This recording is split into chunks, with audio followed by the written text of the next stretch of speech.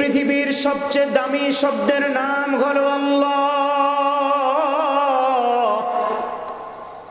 এই পৃথিবীর সবচেয়ে দামি বাক্যের নাম হলো লা ইলাহা ইল্লাল্লাহ। সবচেয়ে দামি শব্দের নাম হলো আল্লাহ। সবচেয়ে দামি বাক্যের নাম হলো লা ইলাহা ইল্লাল্লাহ।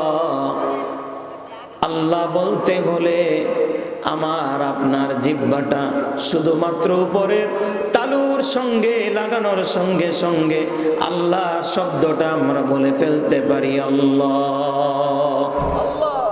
আল্লাহ বলতে কোনো কষ্ট হয় কি? আরো জোরে বলেন, হয় না?